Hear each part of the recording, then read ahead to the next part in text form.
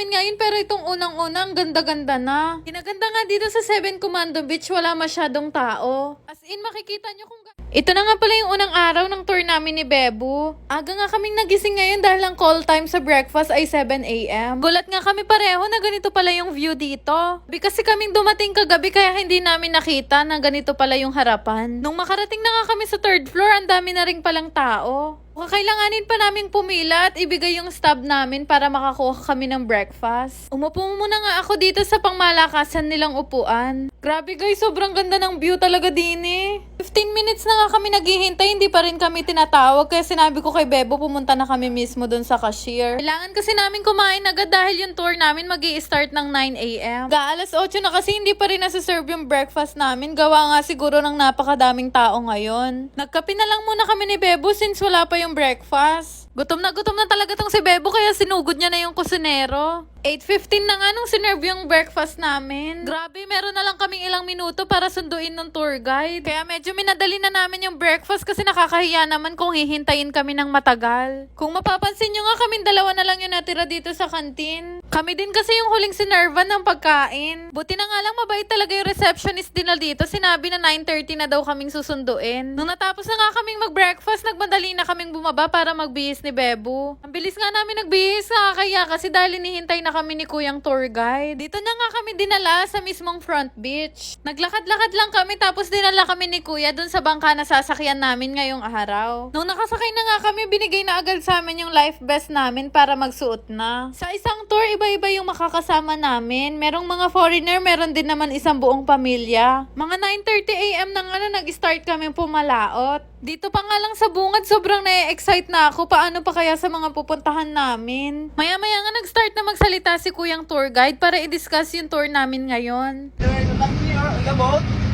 white band 2. Okay? Don't forget in the boat because the island, a lot of boat. Okay? First and all, my name is Mark. Nakakatuwa nga si Kuya Mark kasi pinipilit niya talagang mag-English dahil meron nga kaming kasamang mga foreigner. Inabot nga ng 15 minutes yung unang destination namin. This is the part of the mainland, okay? Activities here, snorkeling, picture taking, boxing, wrestling if you want. Okay? Yung una nga naming binabaan, ito yung tinatawag na Seven Commando Beach. Sobrang na-excite ako kasi first time ko talaga makapunta sa ganitong kagandang beach. So every destination, binibigyan kami ng 40 to 45 minutes para magstay. 5 nga yung pupuntahan namin ngayon pero itong unang-unang ganda-ganda na. Kinaganda nga dito sa Seven Commando Beach, wala masyadong tao. As in, makikita nyo kung gaano kaganda talaga yung kulay ng dagat. Siyempre, 3 step yung una mong gagawin. Una, lumusong ka sa dagat, tapos maglakad ka at umihi. Pagkatapos nun, pwede ka na magpicture. Unang destination pa nga lang namin ni Bebo, talaga naman piprituhin kami sa sobrang init. Pero syempre, di rin nagpahuli si Bebo para daw mapalitan niya na yung 3 years niyang DP. Char.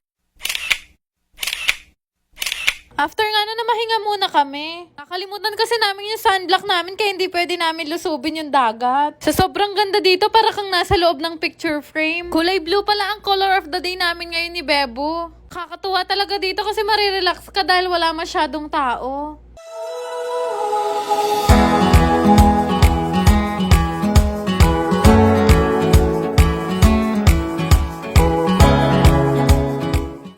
For the feeling of person. Syempre sweet kami kaya nagpa-video din kami sa human drone. After nga ng 40 minutes, tinawag na kami ni Kuya Mark para bumalik na sa bangka. Medyo malayo-layo din kasi yung pupuntahan namin kaya kailangan bumalik kami on time. In your package po. Grabe lang.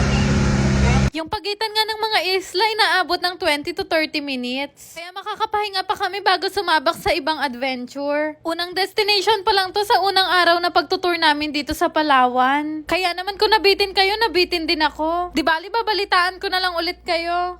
Shoutout nga pala kay Kim Kalumpad, Amy Bardolasa, Mary Nicole Eguia, Kim Abriera, Fatima Viñas, Riza Timagos, April Masangkay, Dayang Ziken Buahe, Louie Ostares, at kay Ann Panem. Shoutout po sa inyong lahat!